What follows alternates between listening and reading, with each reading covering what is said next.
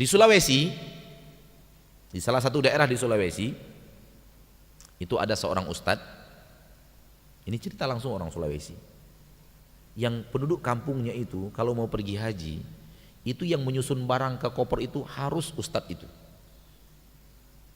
Karena kalau tidak ustadz itu yang menyusun, nanti akan terjadi mara bahaya dalam perjalanan. Tapi kalau dia yang menyusun, aman. Itu ustadz sudah memposisikan dirinya sebagai Tuhan, sebagai Allah, sebagai Rabb. Dia sudah memproklamirkan dirinya yang menjaga keamanan ibadah haji orang yang pergi berhaji. Dan masyarakat yang bahlulnya percaya aja. Percaya aja. Subhanallah. Orang yang tidak bertauhid, Pak, orang yang tidak bertauhid gampang ditipu. Di Kalimantan ada seorang kiai terkenal yang fotonya ada di mana-mana, di warung-warung. Kalau di sini ada foto Angku Saleh yang sudah meninggal, dia waktu hidup sudah nyebar fotonya. Lebih hebat daripada Angku Saleh. Angku Saleh waktu hidup nggak nyebar fotonya, Pak. Setelah dia meninggal baru fotonya di mana-mana dipajang orang. Tahu Angku Saleh, Pak? Yang miring-miring sedikit gitu. Foto Angku Saleh. Hah? Di rumah makan, enggak di rumah makan aja, sekarang udah nyebar di mana-mana. Kiai yang di Kalimantan lebih sakti dari Angku Saleh. Karena Angku Saleh fotonya baru menyebar setelah dia meninggal. Ini masih hidup dia udah nyebar fotonya di mana-mana.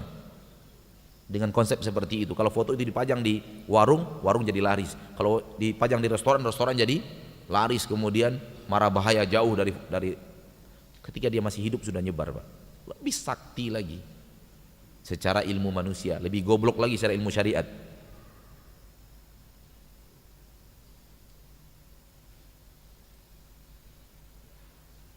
Orang yang mau menjabat, calonnya cuma dua, dua-duanya datang ke dia.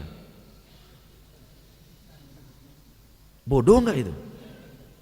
Kalau itu tempat rival kita datang, kita cari rival, cari yang lain dong. Kok ke dia dua-duanya? Udahlah ke saya aja, pasti ada yang menang salah satu itu. Iya kan?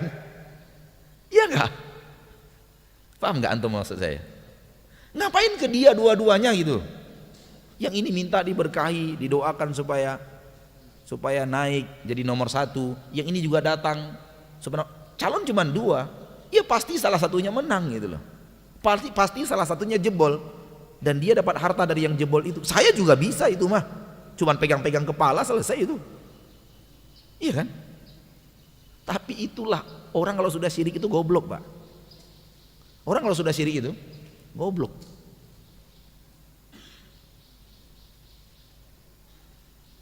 Orang Syiah saking gobloknya makan kotoran imamnya. Saking gobloknya. Orang Syiah saking gobloknya istrinya disuruh tidur sama imamnya. Saking gobloknya itu manusia seperti itu.